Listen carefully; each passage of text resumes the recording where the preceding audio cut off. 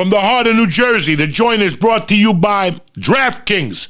We hit the final week of pro football, and we're just getting ready for the national championship in college football. Now, DraftKings Sportsbook has an unbelievable offer for you this week. New customers can bet $5 on any football team to win their game, and if they do, you're going to win $200 in free bets. I've been singing this song to you since football started this year, and a lot of you guys haven't gotten on board. I'm telling you, this is the best bookmaking operation in the world online. DraftKings is tremendous. So let's wind down the season with a big win. If Sportsbook isn't available in your state, you can still find your way to the winner's circle. Everyone can play huge cash prizes with DraftKings Daily Fantasy Football Contest. Fantasies are live and kicking, and it's hot right now. DraftKings is giving all new customers a free shot at $1 million in total prizes with their first deposit. DraftKings is giving customers a free shot at millions of dollars in total prizes. Download the DraftKings Sportsbook app today. Use promo code Joey, and I'm going to get you $5. You're going to win $200 on an NFL team, college or pro, if they're victorious. Now, if you want the daily fantasy app, you got to press in Joey also. That's promo code Joey. This week at DraftKings Sportsbook. Now, you got to be 21 or older, New Jersey, Indiana, Pennsylvania only, new customers only, minimum $5 deposit, and $1 wager required. One per customer, very important. Restrictions apply. See DraftKings.com/sportsbook for details. Now, if you got a gambling problem, call 1-800-GAMBLER. But if not, head over to DraftKings and let's win some motherfucking Geetus. It starts tonight with a little Monday Night Football. The joint is also brought to you by ZipRecruiter. Listen, 2022 is going to be a big year for a lot of businesses, but some industries are projected to grow even more this year, like home improvement. Everybody's getting tired of looking at their fucking rundown house. If you're in a business in one of these industries, you need to hire ASAP, and there's only one place to go, ZipRecruiter. Listen, whether you're looking for a job, you're looking for an employee, ZipRecruiter is tremendous. And right now, you could try ZipRecruiter for free. ZipRecruiter.com/Joey. I'm going to give you a free little account. You can easily review recommended candidates and invite top choices to apply for your job, which encourages them to apply faster. No wonder ZipRecruiter is the #1 rating hiring site in the U.S. based on G2 ratings. ZipRecruiter technology is so effective that 4 out of 5 employees will post on ZipRecruiter and they'll get a qualified candidate within the first day. That could be you now also. Try it. Everybody's looking for great employees. You guys are not immune to what's going on. Today, right now, try ZipRecruiter for free at ZipRecruiter.com/Joey. Again, that's ZipRecruiter.com/Joey. ZipRecruiter, the smartest way to hire or get hired. Let's light the candle, baby. It's 2022. Let's do this, motherfucker.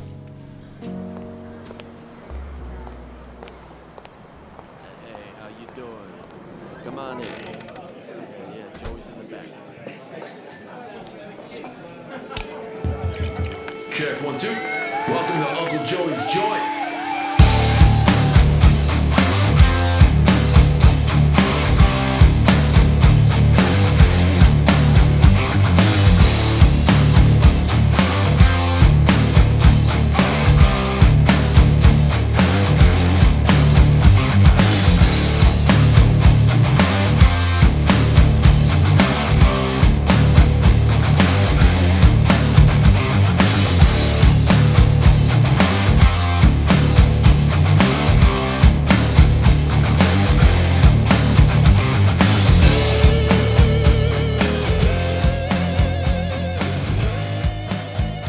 What's happening, you bad motherfuckers? Welcome to the joint. It's Monday, the 3rd of January. It's a whole new fucking year with a whole new ship, with a whole new set of old fucking rats. That's the way we're looking at it. It was a great little holiday. I'm happy that we took the fucking week off because I got COVID. Dun, da, da, da. I finally got COVID for Christmas. I tested positive Christmas Eve. It was official Christmas Day. Best thing that fucking happened to me in a goddamn long time, you know. Everybody had been fighting not to get this shit. Everybody thought they were immune to this shit. But like I said, we're all going to get it eventually. It's how prepared you are for it. I'm a fat fuck. I'm out of shape. I got a fungi toenail. I got sleep apnea. I got a bunch of shit. So I had to be on top of my game throughout this whole thing. I knew rest would be it. And I got to be honest with you. I know where I got it. I got it at my daughter's kickboxing place. The lady I was talking to Monday before Christmas, her husband had it. And we were bullshitting about it. She said, he took all the fucking bells and whistles and he was doing okay. But I think I got it from her. It developed the 23rd, pretty much. I could feel it. I had a chunk of fucking diarrhea come out of my ass, chicken bones, garlic cloves, everything that could come out came out, and I knew something was up. I had body aches, but you know us guys, we're working out, we're walking, going to jiu-jitsu. I'm an old man, so I get sore if I fucking whack off. So I didn't know what the fuck was wrong with me. Yeah, I whack off, I get sore. Like I throw a back muscle. I haven't whacked off in a while, but just saying, when you get older, fucking, you pull a muscle, fucking, you get the flu whacking off, So you got to be careful. You got to be on top of things. I'm really happy I listened.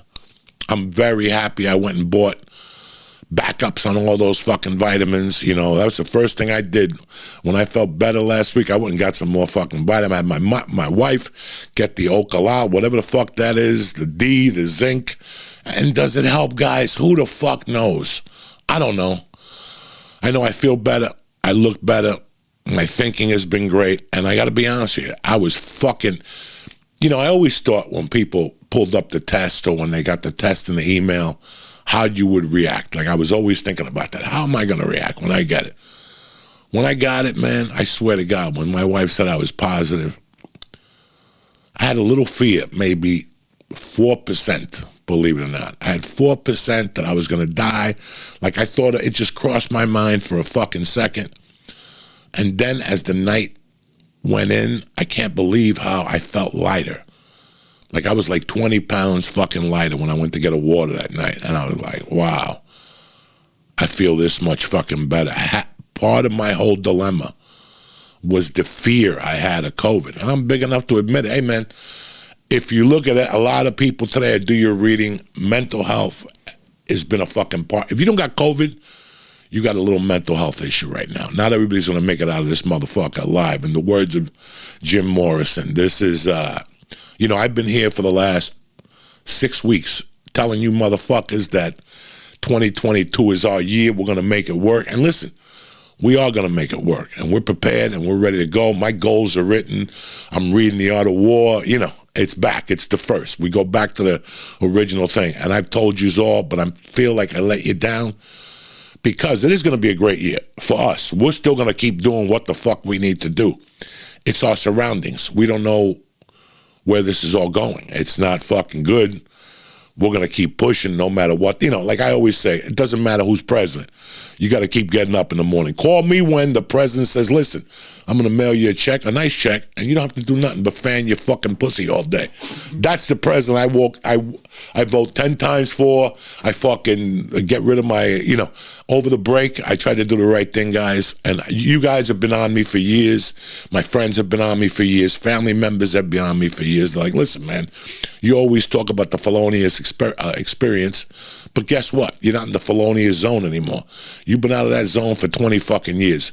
Why don't you go get your fucking record, whatever the fuck, expunged and all that shit? Well, guys, I was working on that for about a week and a half. And I got to tell you something. All these attorneys that called me that were friends of mine, and were like, oh, we could do that just making a call. Fuck. When I called the attorney, he took the case, he took the situation. He's like, I'll do it, but I'm not making you no guarantees because this is a fucking nightmare. You got to get everybody in Colorado on board. Like everybody, like the arresting officers, the DA, the prosecutor. Well, first of all, the prosecutor that prosecuted me he fucking flew the coop right after my trial. He became an environmentalist. He went to work for the fucking feds. He went from prosecuting me for kidnapping to going to go after people for fucking throwing a piece of paper out the window. It wasn't that small. But those businesses that fucking throw syringes in the ocean and shit, those motherfuckers. So he went from kidnap from me. He went from prosecuting my Cuban ass to kidnapping the fucking whatever. Let's just start with that guy. My attorney, he's in Colorado Springs. I think he's a slip and fall guy now. He don't even do criminal fucking law. The two cops, the one cop retired, and me and him are okay. We talk on Facebook from time to time. He don't want nobody to know, but he's proud of me and I'm proud of him. We both, made amends to each other. The other fucking detective, he's not gonna go for it at all. I know this motherfucker. This motherfucker still throws arrows at me and shit. There's a comic in Boulder who's a cop, like a part-time cop, and I worked with him one weekend at the Comedy Works, and he was telling me the shit this cop was saying. Listen, he ain't lying. But that was a long time ago. Let it go, Slick. Just because you stayed as a fucking punk-ass foot soldier in Boulder and didn't do nothing with your fucking life, that's not my fucking problem. I changed. I changed for the better, and I'm happy about it. But, you know what? After thinking about it, I'm just going to leave the record there. I don't give a fuck. I did it. It's done. Time to move the fuck on and go on to the next mind. Fucking Seattle, forget about it. Seattle don't ever want me up there. When I fucking got a guy to go down and look for my records in Seattle, that motherfucker called me back and he goes, listen, your records were so fucking buried in that stock room that it took me like a week to get them. Like, nobody gives a fuck. But they want me to go back there. You know what? I'm going to sit right here, tight. If we need a passport, I don't know. We'll fucking print it up ourselves. I know friends who get passports all the time, but now you ain't going nowhere. They're looking at that passport with a fucking, you know what I'm saying? They're deep in that fucking passport. Now they're looking for vaccines and shit, so I'm just going to sit right here in New Jersey. I don't give a fuck, But that's what I was doing before. I was trying to do so many fucking things. I want to get an office. I called 20 people. I talked to 3 realtors. Every office I looked at, I got one more hope. They're building an office building down the corner. Did you see that? That's what I was telling you about. Yeah, and I went there the other day. The guy's like, I'll call you like the fucking 10th of January. I'll let you know. We have something in the back that's small. I said, listen, but I want to be outside. I don't want to be in an office. I want to be outside. Like, I want the office we had. Like, we could go outside. There's a little yard in the back. We could shoot fucking videos. Listen, I mean, it doesn't look like we're getting any guests for the next 2 months. So, I mean, I'm not killing myself, but that was the whole thing. It wasn't just for the guests. It was to shoot little videos and do little things I don't have to do here. Like this morning, I had to kick my daughter and my wife out for fucking 2 hours because, we got shit to do and people to see. I'm down here yelling and screaming, saying fucking racial epithets, and she's upstairs. I can't have it. And that's why I was thinking about, like, Mike, like, if we had an office, we could do podcasts at night. I love that. You know? I could stay and edit it and everything. One day. A little water, cocksuckers. You got to hydrate. You know what I'm saying? God, that's the most important thing of this COVID. But I will tell you what I did do that was pretty fucking interesting, and I'll walk it for you guys. I don't give a fuck. I tested positive on a Thursday, confirmed it on a Friday, and then Friday I just relaxed. It was Christmas Eve. My wife and my daughter moved upstairs. I was in the fucking basement with the door open, freezing to death. I had chills. I had sweats the first couple of nights. I fucking sweat the first 2 nights. The second night, guys, I had to get up in the middle of the night, take a shower, take all my clothes off, and change the fucking bed. That's how much sweat I was sweating. Like the first 2-3 nights, I was drenched. And even last night, I had a little bit of fucking sweat because I'm still sleeping with a sweatshirt on, with a hooded sweatshirt. I'm time to sweat it out. But I'm going to tell you what really I caught out of this COVID. I was watching, listen, guys, all you have to do is write. The first 3 days, all I could do is maybe write. I tried to play the guitar. I got fucking dizzy, I just drank, ate, checked my temperature, checked my oxygen levels. That was the first fucking 3 days, And then you're home all day. You can't do anything. I mean, I opened up the garage. I went for walks. I breathed. I mean, the first and second day I had it, it was gorgeous out. So the girls were gone. So I would open up the garage door and put a fucking lawn chair out there and get vitamin D with my blanket. Because I knew vitamin D would help fucking kill the COVID. I mean, just natural vitamin, not drinking a gallon of milk or fucking taking pills and shit. I want fucking sun, So I went out there both days. An hour I was out there one day getting sun. The next day I was out there for a few fucking hours. But at night, that one night, I think it was Christmas Eve night, I was up. The girls came back. They went to bed. I couldn't sleep. And it was like 2 or 3 days of watching TV. I was on my second day of watching TV. And you guys know I can't deal with fucking TV all day. You know, I could deal with like halftime of a game, a period here, a quarter here, you know, and then I walk around and I do other shit. I mean, I watched a ton of movies during the break. I watched fucking Cobra Kai. I started watching The Wire again because I'd watched everything. But the Christmas Eve, something happened that night that really, it made my Christmas Eve. It was fucking great. I was sitting there and I noticed there was nothing on TV, so I started reading a book. Bob Lalinga sent me this Led Zeppelin book. Trust me, I'm on like 8 fucking books on Led Zeppelin I want to kill this year. I love Led Zeppelin. I love everything about them. But so I was just looking at the liner notes and shit like that. I noticed The Longest Yard was on. Longest Yard is on every fucking day if you let it, you know. I'll be honest with you guys, I watched it when it came out in 2004, 2005. I went to 2 premieres, I went to like a screening, and then I watched it again with some friends, and after that I was like, I'm not watching this anymore. And when it comes on TV, I always look at the scene it's on, I giggle, and I just scroll by it. That's it. I can't sit there and watch that movie and go, that's me. I can't. That's fucking embarrassing, guys. So, and I let it go. You know, when people get those movies, like I know 1,000 people that get those movies, and they won't go for another movie. They just hold on to that movie for years. They wear the gear from it. They wear the T-shirts from it. And that's their big breakout thing. You know, when I did The Longest Yard, 2005, when the year ended, I put all that shit away. I'm finding shit. You know what I found last week in this closet? I found something I haven't seen exactly in 16 years. I found, you know, like when you sit in a Hollywood chair, they have your name on a thing behind it, and they have like The Longest Yard or whatever movie you're in. I found my chair thing that they told me not to take. They're like, don't take that. You're not allowed to take it. I was like, fuck you. I took that motherfucker to go. I had not seen that thing since we shot the fucking movie. And when I was cleaning out the closet the other day, me and Mike talked about cleaning out that closet for 3 months. That closet, I don't know, when I was a kid, there was a TV show about some cartoon guy. Every time he went for the closet fell on top of him, and he would have to unbury himself and shit. And then the rest of the afternoon, he would put the shit back in the closet. Then the next day, he would open up the closet, and the shit would fall down.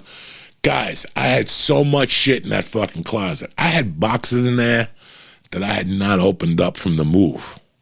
Like, there was still 4 boxes from the fucking move that I took out of there one day. This is how boring COVID is, because COVID is boring as fuck. You're not gonna, trust me, I can't watch TV all day.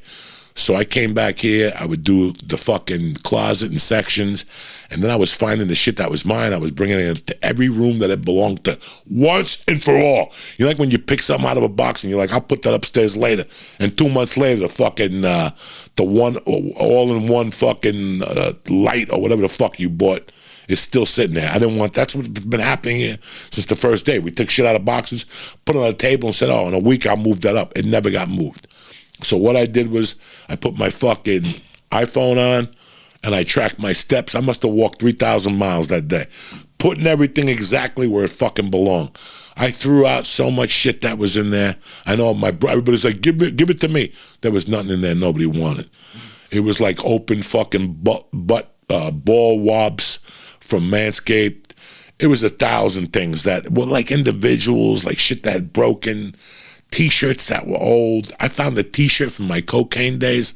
I didn't even look at the armpits. I just threw it the fuck away. You know, I was like, I don't need to look at this shit. But that's done. I cleaned out the garage. I had a desk that was fucking filled with junk.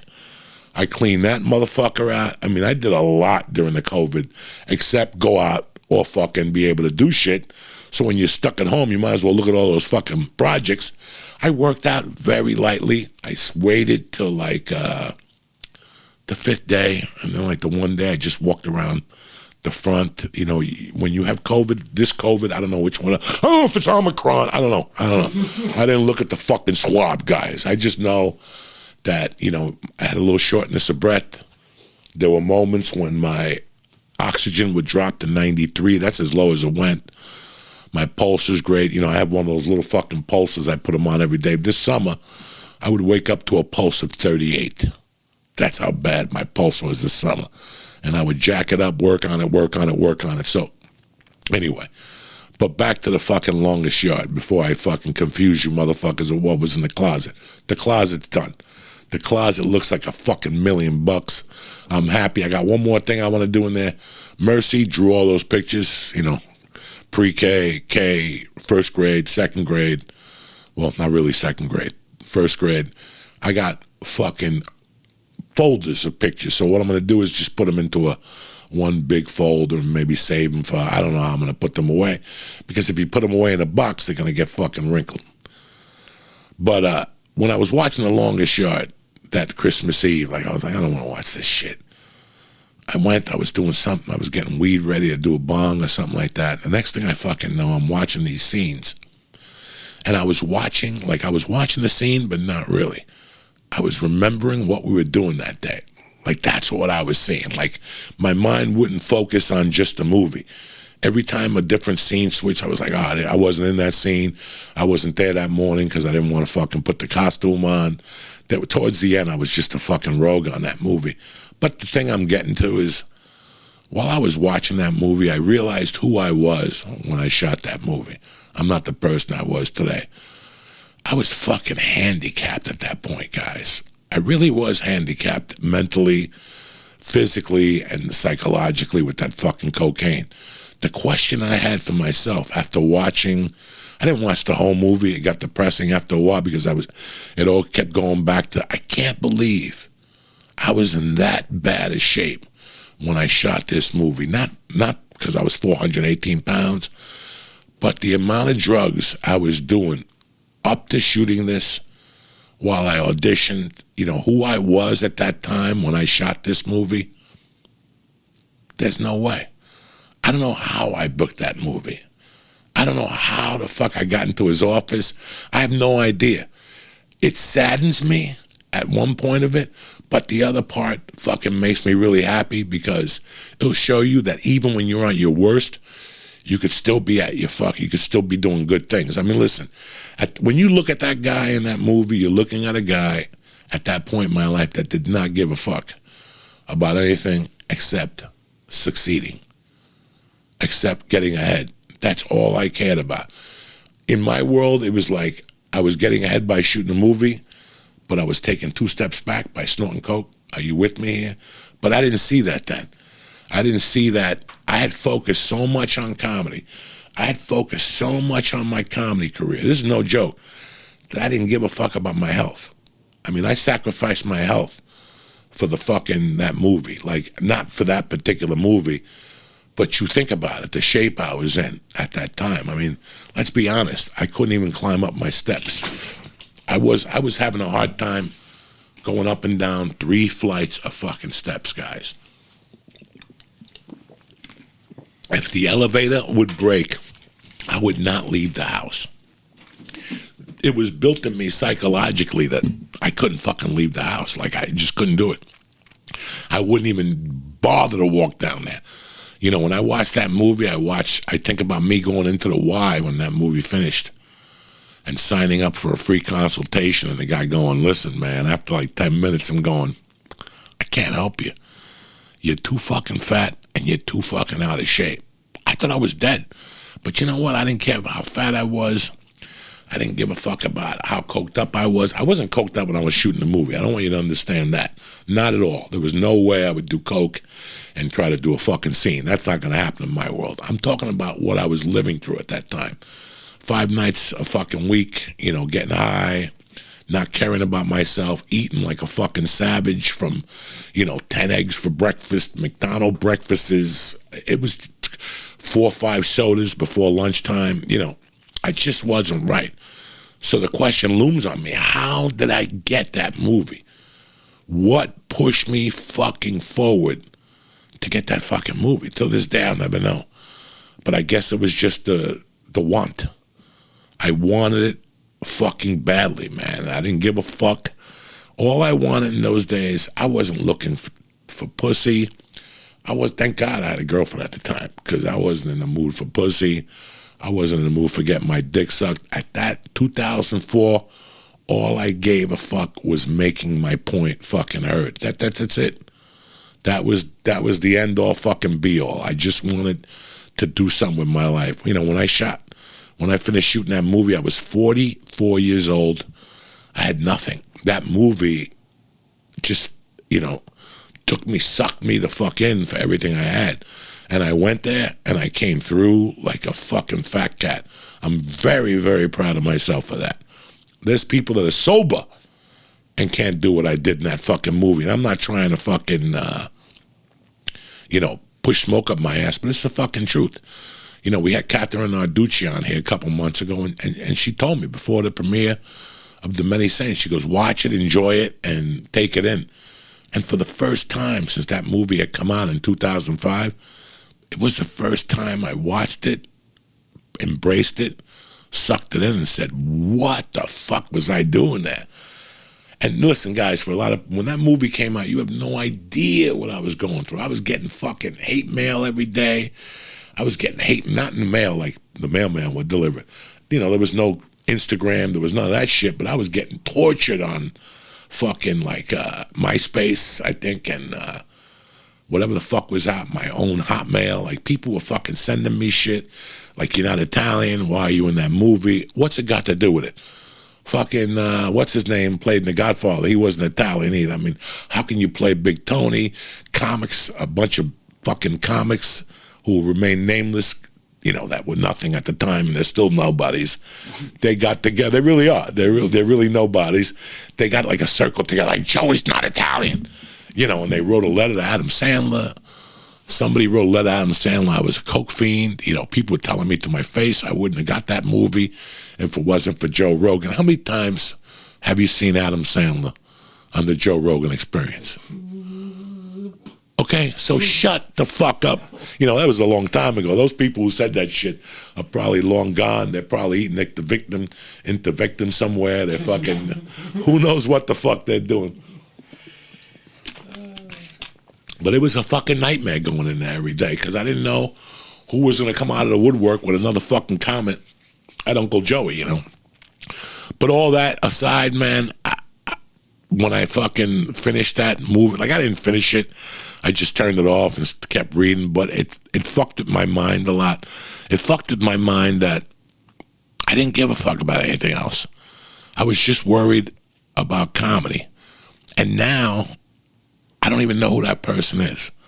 Like, I look at that person 16 years later, I was trying to figure out who that fucking guy was. You know, all I saw was a fat guy with a lot of heart, and I was fucking scared as shit in that movie. I was scared of dying.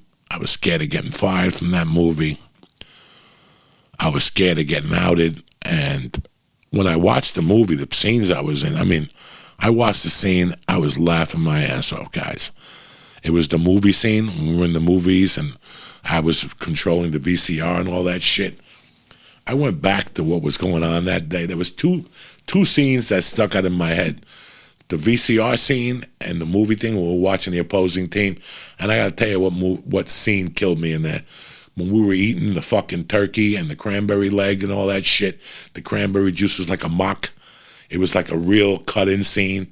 Let me tell you something. That scene took like 12 fucking hours. And it was a Friday. And they brought in a bunch of fried chicken. Or turkey, whatever the fuck, chicken, whatever the fuck they had. They stocked it up. Now, to top it off, Goldberg was there that day. And he was doing like that. It just so happened that that scene fucking was shot on the same day that a bunch of blind kids were coming on the set. Like, guys, I can't even write this out for you. I can't even say these things to you. I think it was Maury Povich is good friends with Goldberg. So he cut a deal with Goldberg. It was a Friday that the kids were going to come in, like all these blind kids, Jerry Lewis kids, you know, I don't know what type of kids they were, just not in good shape. My heart goes out to them. I'm not trying to make jokes here. I'm just telling you, these were fucked up kids. I don't know, he was bringing in like 40 of them or 50 of these motherfuckers. And that day was the same day, like 3 dudes said, dog, it's Friday. Don't forget to bring a 1/4 ounce of weed in for me. So I was like, holy shit, I got to pick up a pound of weed and go down there. You know, so dog, it was like yesterday. I still remember waking up.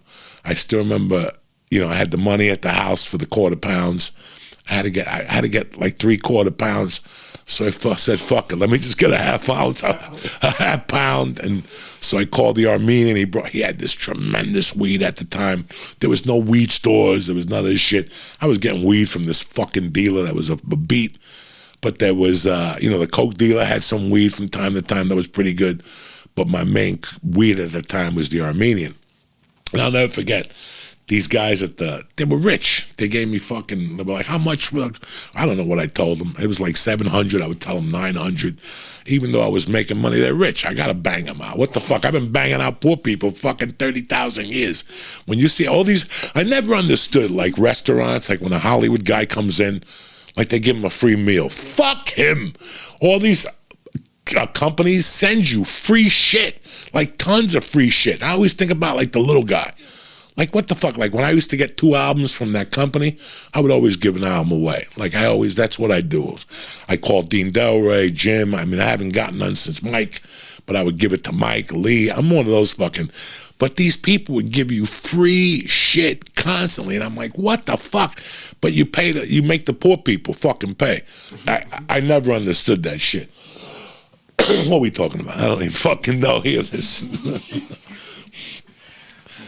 I feel bad for Mike because I always try to hook Mike up with the latest gadgets, the latest reefer. I always do. I'm very loyal to my friends, but I got some Stars of Death in last week from my company. We're putting out a Stars of Death chain. He told me when he came to lunch, he goes, listen, you considering putting a fucking edible line? I go, yeah, I'm working something with ABX for the capsules, but, I like to fucking do something else. He goes, how about a Star of Death? So he sent me 2 kinds of Stars of Death. He sent me the blue ones are made with like Delta 9 or something, like hemp-based products and CBN and something else. There's a Sleepy Time one. And the red ones are 100. They're both 100 milligrams. I'm sorry. I tried to get them to 200, but the legislature's cutting us down. I'm sure there'll be I'm sure there'll be some 200 on the markets. They told me that they're getting ready to shoot a 500. They want to put together a 500 milligram one. So what we're doing with laughing gas in 2022 is this. Cocoa is still there. The 35% laughing gas is still there. That's always going to remain. What we're going underneath is we're going with 4 weeds. One's going to be like 36, 38, and one's going to be fucking, you're going to the insane asylum after this shit. 72 fucking percent.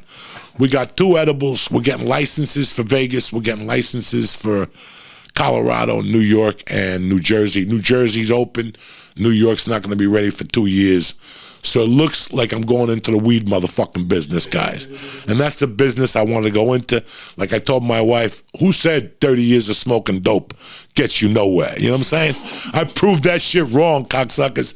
So all you motherfuckers that your sisters, your brothers, and your uncles told you to put that shit down, it's never going to get you nowhere, they were wrong. Fuck them. I told you. No good deed comes back unfucking turned. Whatever the expression is. So 40 years of smoking pot paid off, okay? So I'm very proud of that. I don't know how to grow weed, and I don't know the genetics, and I don't know that shit, but I know how to smoke weed, and I know how to review weed, and I know how to tell you motherfuckers this is the weed you need to go. Look at this shit we came up with this week. This is nothing from Ice Cream Shop. This is a different company. A dear friend of mine started growing weed about 20 years ago. He grew the first 29% strawberry cough. I remember bringing it to the Philadelphia fucking Helium. The guys were on stage, and I would blow pot at them from the side, and they're like trying to crack jokes, and they're looking at the smoke coming at them. And Roagan was like, get that shit away from me. It's 29%. I'm talking into the butt like it's a microphone. That's when you know. Take a look at this, cocksuckers. Fucking beautiful. Oof. Oof is fucking mooches.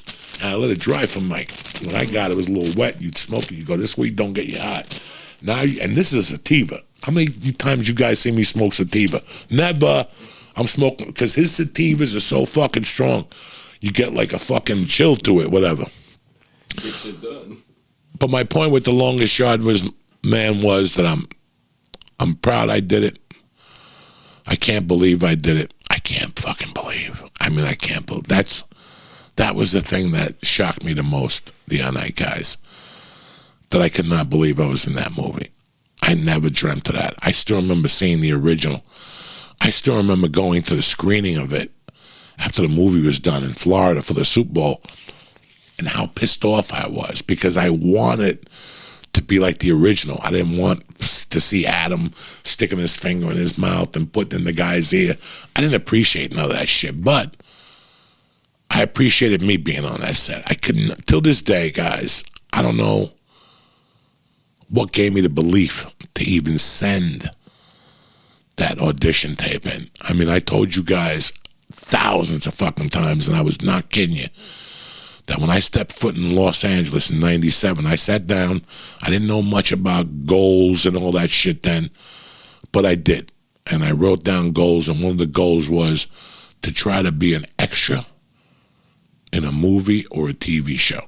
That was my goal. That was my goal. Usually I put like a goal, and then 3 reasons how I'm going to get to that thing. I would just want to be an extra for some reason. I never thought I would ever get on a set, and I never really thought that somebody was stupid enough to let me on a fucking set. I didn't know the politics of it, so I didn't know anything. And once I got Mad TV and shit, I remember I would leave those places going, oh, well, wait till they look at the fucking background. I guess nobody looks at background reports. I guess nobody gives a fuck if you stab somebody in the eye with a pencil. I mean, nobody ever said anything to me. I put it as far away from my mind as could be, for starters. When I was doing all that shit, I lie to you guys when I tell you that I don't think about anything to do with that fucking felony. That's as far away from my mind as can fucking be. Better yet, felonies, plural. That's as far away from my mind as can be. Like, I don't let that take me down at all. That's why I didn't give a fuck about expunging your thing. You can't get rid of who you've been. You can never fucking, what if somebody does want to hire me in 2 years and they do a background check and they see that it's been expunged? Like, they'll go, what the fuck, Joey, you told us, but then you expunged it. Listen, man, you can't change what you were back then, but you could change who you are today, and that's what I do every fucking day. I try to be a little better. Some days it works, some days it doesn't, but hanging in there and keep throwing spaghetti on the walls, the only way you're going to get forward, It's 2022, man, and I really wanted this to be a different year. First of all, I think I'm done with all the external shit. Like, we made the tapering go away. I'm feeling a lot better. I've lost some weight. Like, I didn't think I accomplished anything last year. Like, I was walking around here in October feeling like shit. What's happened, you bad motherfuckers? You know this joint is sponsored by BetterHelp Online Therapy. Now, we've spoken about BetterHelp on this show before, and this month we're discussing some of the stigmas around mental health. First off, it's not for crazy people, and it doesn't mean something is wrong with you. Talking to a therapist is a positive way to process life. I've made some fucking great, results with BetterHelp.com. Dana has opened up my mind to different things. I know I could see now when I'm getting anxiety, I address it, and it's just like you going to the gym or dentist. We should be caring for our mental health as much as physical health. So what I'm doing is this. BetterHelp is customized online therapy that offers video, phone, and even live chat sessions with your therapist. You don't have to see anybody if you don't want to. It's much more affordable than in-person therapy, and you're not going to find the therapist right now. They're all booked up. You can start communicating with your therapist on BetterHelp in less than 48 hours. Give it a try and see why over 2 million people have used BetterHelp Online Therapy. This sponsor is podcast by BetterHelp, and you'll get 10% off your first month. 10% off your first month when you go to BetterHelp.com/Diaz. D-I-A-Z is the code. That's BetterHelp.com/Diaz. And check out BetterHelp's new podcast, Getting Better, Stories of Mental Health. Nia Megan Trainer opens up about motherhood, or how the NBA Hall of Famer Chris Bosh tames anxiety. Find Getting Better on Apple, Spotify, and everywhere else where you find podcasts. But listen, if you need someone to talk to, BetterHelp is going to help you the way they help me. Press in code Diaz and get 10% off your first month. And then I started thinking about my work with Erica on the book. Guys, I'm more excited for this book to get finished than I was for any special I shot, anything I want to do with comedy. I got to be honest with you. When I started writing this book last January, I wasn't all there in this book. And I think that we're going to have to go back to the beginning and add some spots. I think I missed some spots. I wasn't really at a good place mentally. I think I started getting into this book, because it was the same story. If you tell the same fucking story every day, I was trying to write this book for fucking 10 years. I wrote this book already 5 times with 5 different people. They would always bail. They would have something else. I would have something else. I would fucking look at it for a month. And finally, I got somebody who was willing. We spoke. I told her she had to stay on for the whole book, the whole thing. Erica is doing a phenomenal fucking job. But I tell you who else is doing a good job. I am. I am by fucking sticking with it. I've had to peel back the layers. This is harder for me, this book, because right now I'm not writing about my mother dying. I'm not writing about the easy stuff, me going to jail. I'm writing about getting cleaned, getting married right now, us looking to move. Right now I'm in the chapter when we just moved to the Valley. And I'm looking at all this shit. Between that and The Longest Yard, guys, I didn't even remember half this shit. This is why I was talking to you about The Longest Yard this morning. We always talk about The Longest Yard, but not from this angle. I was watching that movie last week, or whenever the fuck, 2 weeks ago, Christmas Eve, and I gotta be honest with you, I was put there mentally. And I was like, what the fuck? I wasn't even here mentally when I was on the fucking set. I was too busy doing coke, I wasn't in good spirits when I did that movie. There was a part of me that was, I was focused for the movie. I was focused to be on that set. Obviously, you could tell from me being in that fucking thing. I was in that goddamn movie, but I wasn't. My mind wasn't fucking there. When I look at it now, I can't believe I did what I did. And when I'm writing these chapters in this book, I can't believe I did all that shit. And that I had I was on to something after 2005. After I saw that movie, I had a huge rock bottom. I hit rock bottom. I can't believe how bottom I hit. And I kept fucking pushing. I kept pushing. You guys didn't know. Nobody knew when at the end of that movie, what I went through. I think Joe knew. I was having a hard run at it with the drugs. I was having a hard run at it at the house. I was trying to hide it from my wife. I was trying to keep, you can never live your life right when you're hiding something from your best friend.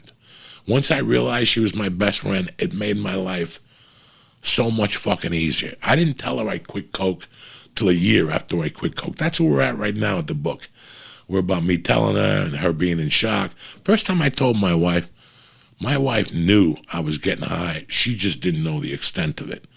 And she didn't know the things I was doing. And the first time I told her the truth, she cried like anybody else would. If I told you guys the truth, I've told you the truth here through jokes and whatever. I've never told you the hard, dirty facts of being on the floor and getting up and crying after you're doing coke. And I wouldn't let myself look in the mirror. It was just the creepiest fucking thing I went through. So when I shake that shit, when I shook that fucking thing, I didn't know what I had shaken. I had shaken like a fucking curse. It was a goddamn curse. And watching that movie the other day let me know that I don't know where the fuck I was at. And I'm sure I'm not the only. I'm sure that there's musicians. I've read where there's musicians. That the band is broken up. They've been out of the band for 4 or 5 years. I read a thing about fucking Jimmy Page. That, when he was doing that band with Rogers. Remember that band? Keep me on tonight. I'm radioactive. When Bonham first broke up, when Bonham first died, I think Led Zeppelin tried to do a couple things. But then by 84, the guy from Bad Company and Jimmy Page formed a band. I can't remember the name of it right now. Wasn't bad. They toured a little bit. And then I don't know. I just read this maybe 5 years ago that it took him 6 years to unwind from Led Zeppelin. with the heroin, because he was on heroin throughout the whole Led Zeppelin thing. He was on heroin on their last they didn't do a last tour, but before they recorded Into the Outdoor, he was a bad heroin fucking addict. I mean, if you don't believe me, look at Led Zeppelin live from that festival they do, Rotterdam, or, Leonard Skinner did it with the Stones. A bunch of fucking fans. Everybody has done it. It's tremendous, the show. What was the name of the band? Firm. The Firm. I think during The Firm, I remember reading, well, not during the Firm is when he came to the conclusion of it. I read this about 4 or 5 years ago that he didn't remember all the songs on his albums. I don't remember shit. Can you believe that? Like, Jimmy Page didn't remember songs from Physical Graffiti. And you got to look at that and go, wow, how the fuck don't you remember songs from Physical Graffiti? You're Jimmy Page. Well, guess what? Now I know why he didn't remember the songs from you just black out on life. There's chunks of my life that are fucking missing. There's weeks of my life that are missing that I can't even put together. Guys, I don't remember last Christmas. My anxiety, some of it I blame on the anxiety, some of it I blame on the drugs, some of it I blame on old age. But some of it, I got to be honest with you guys, I blame on just blacking out on my own. Like, I didn't want to be present. And I've done that, thousands of times, mostly you don't want to be present when somebody's fucking you in the ass and you didn't fucking sign up for this, but Uncle. in my world, I always wanted to be alive for everything. Like, I wanted to be a part of this shit. But guys, I got to be honest with you, the fucking drugs, the edibles, those edibles took their fucking toll with Lee. I don't want none of you motherfuckers to go, oh, Joy was eating 2,000. Listen, if you don't think while I was eating those 2,000 milligrams, I knew, look at these guys that went to Vietnam. They're over there shooting Vietnamese people, having a great fucking time. They came back and got Agent Orange. What do you think? They didn't know while they were shooting these fucking rice patty motherfuckers in their holes that there was going to be, any of you guys.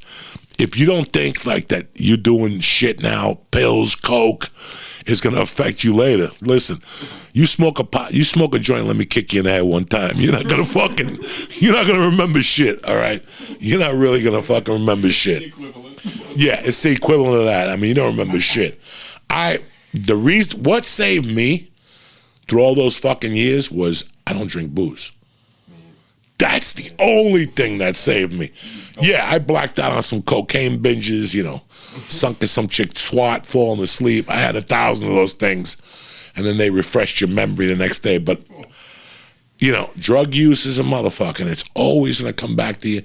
And I don't give a fuck if you think edibles aren't going to do nothing to me. If you don't think those 2,000 milligrams for fucking 5 years didn't affect me, then fucking... It did affect me. And we're having a good time here. We crack jokes and shit.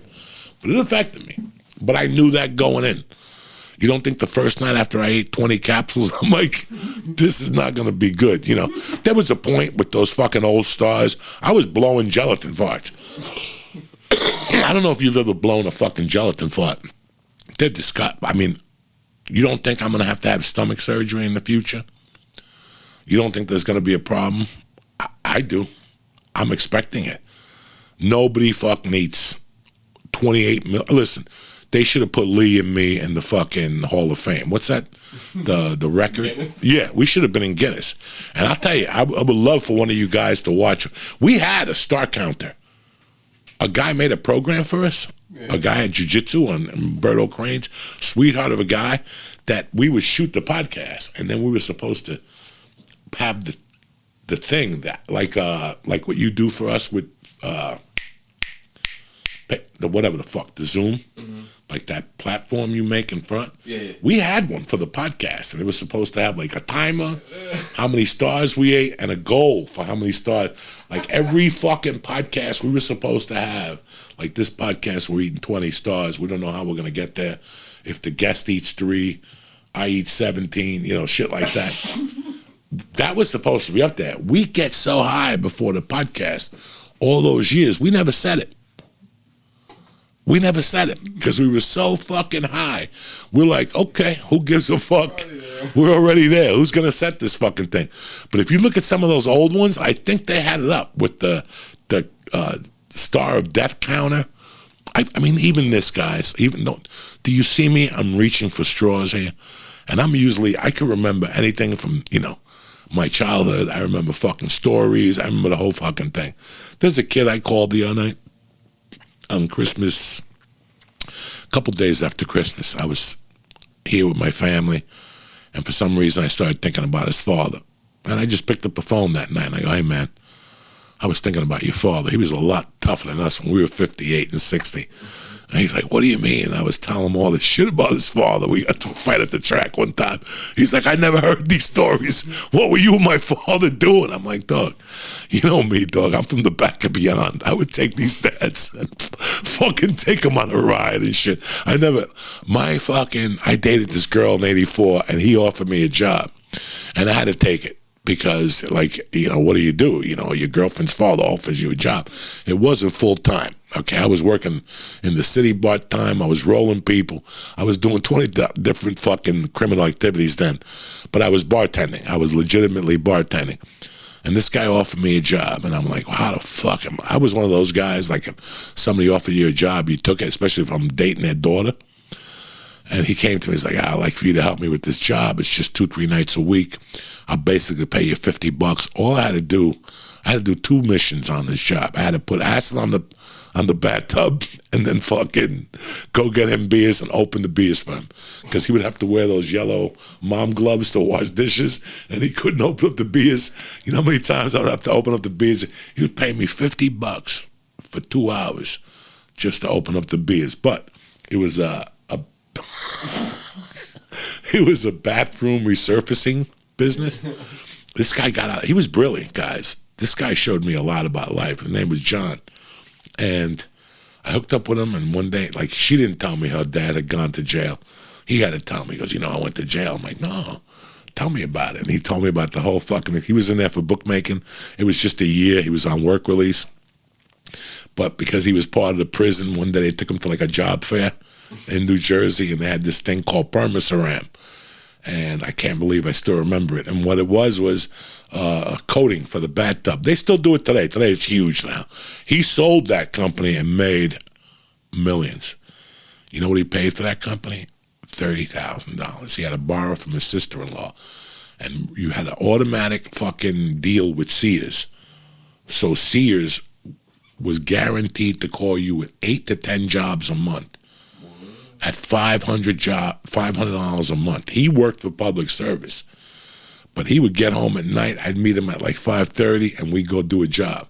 And we'd get back at 8:30. I would get him stoned. I would do all this shit. I don't know how many times he would call me next day and go, don't say nothing to my daughter. But I couldn't feel my feet on the way home. What was that shit you smoked with me? I was making him smoke chocolate. One time, this motherfucker fell asleep in the tub. That he was doing? I got him so fucked up, the tub was dry, and he goes, I don't think I can dry yet. Why don't you go sit in the car? I'm going to do some stuff back here. I came back 20 minutes later to see what he was doing. He was in the fucking tub with the curtain on him and shit, with hiding him, so the people who owned the fucking house couldn't fucking take a look at him. That's the adventures I used to have with this motherfucker. But I used to get him high. I used to take him to the track. There was always a by the way after we finished the job. I would make him give me a ride somewhere, never the city or Harlem or nothing. But I'd make him give me the rides, local stints, and pick up a gram of coke with him and sit in the car with him. He didn't know I had a gram of coke with him. I was dating his wife. But he knew, not his wife, his daughter. But he knew about the reefer and all the other nonsense that was doing. So, fucking life, man. It's fucking great. I'm happy. It's 2022. I'm happy I did this fucking podcast today. I needed you motherfuckers more than you needed me today. Trust me. I've been sitting in the house, taking medication, fucking testing myself, putting swabs in my fucking nose. You know, I've been putting that. How many fucking COVID tests have we taken so far since this shit has happened? I don't even have fucking stuff left in that part of my nose. Like, it's not here. It's up here. You got to do it. I don't even have anything left. I do that shit. I did it last night. I got to do it again today. And hopefully I'll do the PCR on Tuesday. Today, Monday, I got a fucking physical.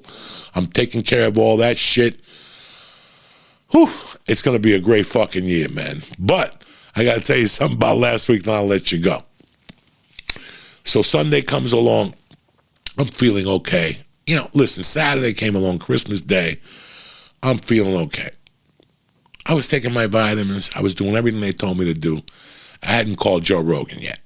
I was talking to Jimmy Florentine. He goes, what are you going to do? I go, I'm going to sit here and take what I have to take, and hopefully Monday I'll call a doctor. He's like, you haven't called Rogan and told him yet? I go, nah.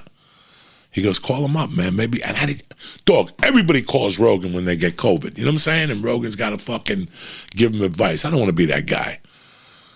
But finally, Jimmy was like, call him up. I'm telling you, he'll fucking tell you what to do. I go, all right. I called him up. This motherfucker was cooking for his family. He called me while he was out on the grill. He's like, Joey, Merry Christmas. What's happening? My grandmother's here. Not his grandma, his mom. Everybody was there.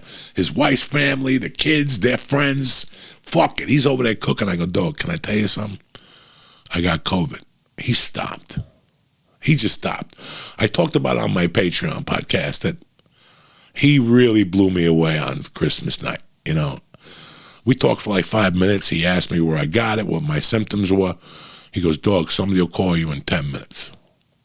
I was like, Joe, don't even rush it. You know, I'm good. I don't feel anything yet.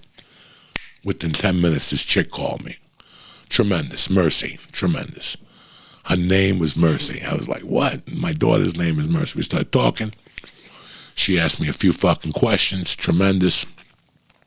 She goes, I'll call you tomorrow. We'll try to get this done tomorrow. I go, listen, it's not going to happen on the 26th. You know, it's not going to happen. I know this already going in. She goes, you never know. Let's give it a try. So she goes, I'll try again in the morning. She sent me some paperwork to fill out. I filled it out. She called me in the morning. We spoke for 10 minutes. She goes, okay, what local CVS do you want me to send this to? I'm like, what? This doesn't come in the mail? She's like, no. This is all 100% legit. I'm going to send it through your CVS, so your doctor knows what I'm sending you. I was like, oh, fuck, tremendous. She sent me like a albuterol spray. She sent me pills for congestion. They sent me pills for a cough. They sent me steroids for my chest, you know, for your lungs so you don't get anything. This is for people who get COVID, this whatever variant is running around. I don't know. This fucking U.S. government variant. They're blaming everything on Africa. Africa hasn't bothered anybody in years. They're over there trying to save elephants, their husks and shit. They're not bothering nobody. I mean, that's what I told Joe. I go, I think I got the African. He's like, no. First of all, that's false information. 2 guys from England went to Africa, and they got over-vaccinated, and I was like, fucking Rogan's got this down to a science. Holy shit. He's Captain Vaccine. You know, and sure enough, she called Sunday afternoon, said the medications, go pick them up. My wife went to pick them up. We came back. I went on the medication. I thought that was it. She called back. She goes, listen, we're going to bring you an IV tomorrow. We're trying to get you the monoclonal or antibodies, whatever. I know I'm saying it wrong. I don't know nothing about this. And Monday I woke up, and she goes, somebody will call you by 10 o'clock. Somebody called. She goes, I'll be there at 12. I was like, listen, I'll set you up. I cleaned out all this shit. Lysol did, opened up all the windows. She walks in, she's like, when did you test? I go, Saturday. She goes, you're probably not even contagious anymore. She goes, I've been working with this since day one. I'm like, what? She goes, trust me, leave your mask on if you feel better, but I don't want you to think I'm going to die here. I go, all right. She came in, had the fucking bleaker, the whole fucking thing, man. She was great. So now it came time for D-Day. You guys know what I'm getting at, the needle, okay? So again, I was feeling okay. I'd have a temperature. I just put my fucking arm out, And she was like, okay, we're going to put an IV in there, and then I'm going to shoot stuff in for you while the IV is going in. You know, I'll do an additional B12 or whatever the fuck you need, you know. Dog, she tried to put that motherfucking in. My wife was like dusting, like she was trying to open the window and she had something stuck. I remember looking at my wife and going, what the fuck is my wife doing? And all of a sudden she pulled up the thing, and when I go, ow, my wife looked at me and she goes, her fucking face just went, because I had just fucking lost everything in my face. She saw it. And I saw that she saw that I lost everything I had in my face. So I looked at her and I'm like, oh, I'm going to go down. So I fucking start going down. I'm like, okay. And I'm like, oh my God, this isn't that bad of a faint. I didn't faint. I just was like a little butts. And all of a sudden I'm like, whew, thank God we got that over. And she goes, I missed the vein. We got to do it again. I'm like, God damn it. This happened with my fucking surgery too, my nose surgery. It was fucking terrible. So now they had to put it in my fucking hand. And she went to put it in my hand again. I saw spots, you know, the whole thing. And it didn't take. And I'm like, that's because I didn't do no fucking push-ups. Get these heroin veins out. I got some good fucking veins, guys. And I've never done heroin. I said, give me 5 minutes. I got on the floor and started doing some push-ups and shit. Started throwing Bruce Lee kicks in the air. And I gave her the arm, the left arm. Now she was all done with the right arm. I'm like, God damn it. I got like 2 tries in the left arm. But I was feeling so fucking shitty. I mean, I was done, guys. I was ready to pass out. And she goes, listen, man, if you don't want to do it, I understand. A lot of people have a hard time with this, you know. And I go, yeah. I don't think it's going to work. I've had this underlying anxiety for fucking 2 years, and it's starting to come out again. My heart was beating. Then I just started thinking, and I go, what the fuck is wrong with me, Joey? You're 58 years old. You're not going to let this lady stick a needle in your arm. I go, listen, let's try the left arm. First pop, after the push-ups, she goes, it took about 40 minutes for the bag to fucking drain. I was fine. Tip-top Magoo, and she said, I'll come back tomorrow with the monoclonal fucking antibodies, whatever the fuck they are. I knew what to expect. Tuesday, I braced myself to faint. My wife wasn't here. She went to Spider-Man that morning with Mercy. They could only go at 10 in the morning. I'm like, God damn it, I'm going to have to face this needle alone. Oh, by the way, a friend of mine, Fanny, one of my best buddies in the world, gave me an ice bag when I got this surgery. You could shoot this thing. You could stab it with a knife, nothing. She gave me a gray ice bag. Let me tell you how high my anxiety was that day. My wife took the bag when they were shooting my arms, and she put it behind my neck, and I couldn't feel it. No, she also put an ice block on my chest. You know, like when the UFC fighters come in for fucking in between rounds and they put a big bag of ice on their chest. She put a big chunk on my chest, and I just sat there. And after the bag was all done, I go, it's starting to get cold in here. She goes, Joey, you've had that bag on you for the last 55 minutes. My anxiety and my body warmth was so high that I could not feel this atomic bag on my neck. And I could not feel this atomic little, it was an ice pack on my chest. That's how high my fucking anxiety was. Tuesday, she came back. Guys, first needle, it went right in. I didn't feel anything. My wife wasn't here. I had the ice ready. I had the other ice ready. I had this ice thing that I was going to put on my head and shit. The monoclonal, it takes 21 minutes for the antibodies treatment. And then she did another IV, you know, glucosamine and B12 and all that shit. She put a little inflammation reducer in there, a little pain medication for my headache. And that was it. It was nothing, guys. So if you're scared of this or this whole process, it's a fucking piece of cake. Tip top motherfucking Magoo. And for New Year's, I had the best New Year's in the world, guys. I know you guys had a horrible New Year's. New Year's Eve, I sat here and I'm like, fuck. I used to have some fun on New Year's. Like, I called a bunch of my buddies in the afternoon. And I'm like, hey, we're getting ready for tonight. I'll pick you up with an 8-ball. And they're like, that was a long time ago. Like, holy shit. New Year's to me now means I'm going to eat something good and go to bed early. In the fucking 20 years before that, holy shit. We would buy ounces of Coke and Quaaludes, and I wouldn't wake up to the 4th. It was horrible. But this New Year's Eve, I had a nice day. Listen to what I did. I knew that Cobra Kai was coming on. New Year's Eve, right? So I go, fuck. I go, Mercy, what we'll do New Year's Eve is stay up till midnight and watch Cobra Kai. My wife looked at me all weird, like, you really gonna stay up with this girl? I go, fuck yeah. Come New Year's Eve, she asked me at breakfast, Dad, are we staying up tonight? I looked at my wife, like, you guys could do whatever you want. I go, all right, let's stay up tonight. We came down, we watched something at 11, and then at 12, we were watching some shit. My wife was watching it also. I think we were watching Cobra Kai because we didn't have to wait till midnight. Cobra Kai came out that afternoon. So we're watching a couple episodes. Was it that good this year? It was all right. They said a couple more fucks. They used some gender shit. So my daughter, they did a lot of kissing, a lot of hugging. My daughter was look at me every time they kiss like that. What the fuck? I want to see these people beat themselves up. I go, that's not happening with this. It was a weird. Anyway, it doesn't fucking matter what I think of the show. My friends are the executive producers. It was a great show, and I'm very proud of them to do it. So midnight came, and my wife goes, listen, I left the apple cider, whatever the fuck they were drinking. Whatever you drink with the kids, sparkling cider, sparkling water, whatever the fuck it is. I left it at my friend's house. We're not going to have any sparkling. I go, don't worry about it. Mercy goes, that's no problem. Mercy came down with like a bag of candy, right? Like, you know, licorice and all this shit. She goes, for midnight, I brought down a big Hershey's bar. She brought down a nice big Hershey's bar, and she goes, we'll split it up 3 ways. My wife goes, I don't know if I'll eat it because I'm going to go to bed at midnight. The rest is up to you two guys. I made my wife take a piece. I go, honey, you got to eat it. She brought it for all 3 of us. You go upstairs, you hang out. Dog. I ate a piece. My wife ate a piece. My daughter ate a piece. I didn't know anything about anything.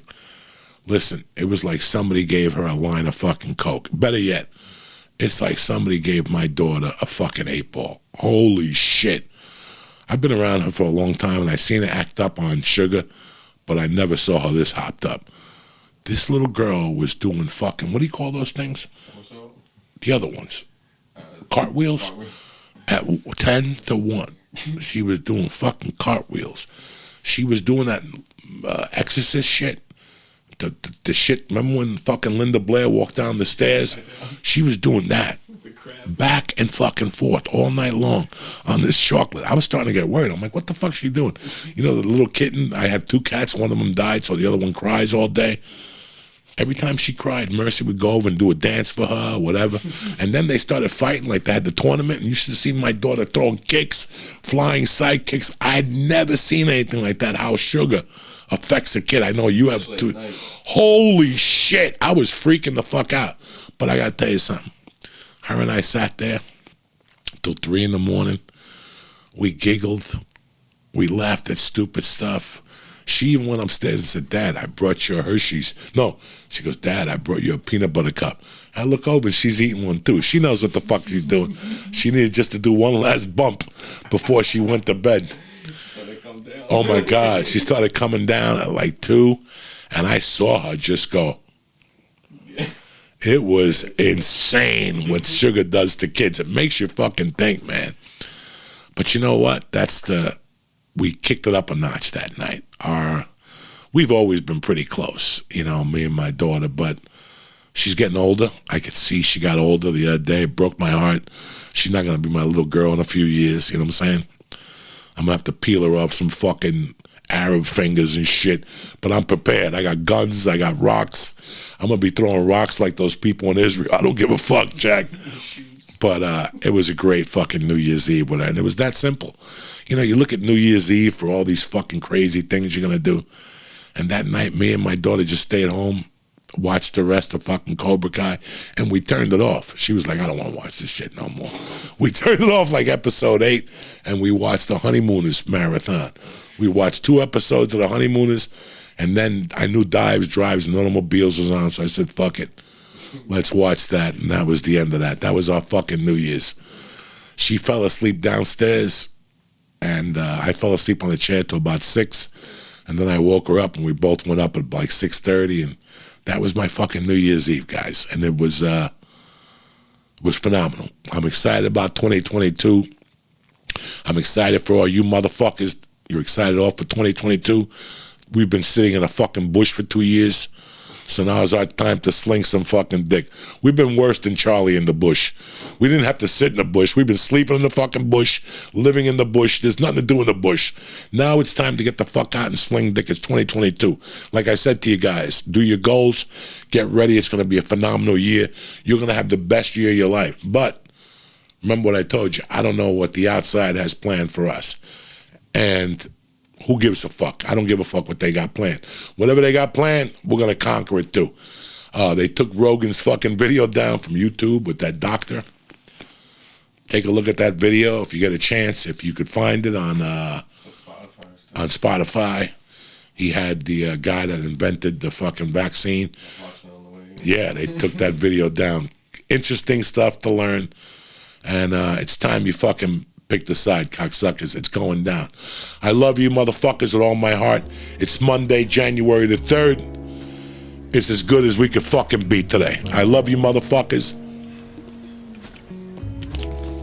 Have a great week, and we'll be back Wednesday, Tip Top Magoo, January 5th, to let it all fucking hang out. I love you, motherfuckers. Thank you for the support. Stay black. Have a great day. All right, I want to thank you guys. I have no idea what I was saying today, but you guys will figure it out. You've been figuring me out for fucking 10 years. The Joint is brought to you by BetterHelp Online Therapy. Listen, we've talked about BetterHelp on shows before, and this month we're discussing some of the crazy stigmas around mental health. First off, it's not for crazy people. I mean, I'm a little crazy. It doesn't mean something's wrong with you. There was something wrong with me. And talking to a therapist was a positive way to process it. Listen, I love BetterHelp. I got therapy this morning with Dana, and it's like going to the gym or the dentist. You're just caring for your mental health as much as your physical health. I never thought about my mental health, but I was slipping. But BetterHelp changed all that. They customized online therapy that offers video, phone, and live chats. If you don't want to see nobody, that's fine too. You could just talk into a wall. I don't care. It's much more affordable than in-person therapy, and you could start communicating with a therapist in under 48 hours. Some of you need it even quicker. Give it a try and see why 2 million people have used BetterHelp Online Therapy. This podcast is sponsored by BetterHelp, and you get 10% off your first month at BetterHelp.com/Diaz. And check out BetterHelp's new podcast, Getting Better, Stories of Mental Health. Hear Megan Trainor open up about motherhood, or how NBA Hall of Famer Chris Bosh tames anxiety. You can find Getting Better on Apple, Spotify, everywhere else you can get podcasts. But listen, go to BetterHelp.com, press in code Joey, and get your life started again. The Joint is also brought to you by ZipRecruiter. Listen, 2022 is going to be a big year for a lot of businesses. You better get ready to hire some people, because everybody's getting tired of looking and sitting there. If you own your own business in one of these industries, you probably need to hire ASAP. Restaurant, construction, home improvement, and there's only one place to go. ZipRecruiter. And now you can try ZipRecruiter for free. What are you talking about, Joey? Go to ZipRecruiter.com/Joey, Joey. You can easily review your recommended candidates and invite your top choices to apply for your job. No wonder ZipRecruiter is number one. It's the number one hiring site in the U.S. based on G2 ratings. Listen, guys, it's getting rough out there. Everybody is looking for help. You want to stand out. Go to ZipRecruiter right now. I'm going to give it to you for free with the exclusive web address, ZipRecruiter.com/Joey, Joey. That's ZipRecruiter.com/Joey. ZipRecruiter, the smartest way to hire. Remember, use code Joey to really get to them. You understand me? Now, also, it's a great week this week, okay? It's opening week. Everybody's fucking gone away. DraftKings is even better now than it was 6 weeks ago. Listen, we've hit the final week of pro football and college football. Now we're headed into the pro football playoffs and national championship. You want to be there, and you want to be ready, and you want to have money to go. New customers better fin on any football team to win their game, and if they do, you win $200 in free bets. So let's wind down the season with a big win. If Sportsbook isn't available to you in your state, I'm going to take care of you with DraftKings Daily Fantasy app. huge cash prizes, and they're giving away up to $1 million in total prizes with their first deposit. Whether you like DraftKings Daily Fantasy or the Sportsbook, I'm going to make you money on both of them, and I'm going to give you a deal you can't refuse. DraftKings is giving all new customers a free shot at millions of dollars in total prize in their first deposit. Download the DraftKings Sportsbook app today. Use promo code JOEY, J-O-E-Y, or bet $5 on any football team, college or pro, and win $200 in free bets if they're victorious. That's promo code JOEY, J-O-E-Y, at DraftKings Sportsbook app. The best. I had a great time with DraftKings over the holiday. Hope you guys can have a great time with them also. Now, you got to be 21 or older. New Jersey, Indiana, Pennsylvania only. New customers apply. Minimum $5 deposit and a $1 wager. One per customer. Restrictions do apply. Now, hey, see DraftKings Sportsbook for details. Now, if you got a gambling problem, call 1-800-GAMBLER. If not, let's get this fucking party started and put a bet in tonight, Jack. I want to thank DraftKings. I want to thank BetterHelp. And I want to thank ZipRecruiter. But most importantly, I want to thank you guys for having my back. 2022 is our year, cocksuckers. I love you. Stay black and have a great day. We'll be back Wednesday morning. Tip top Magoo.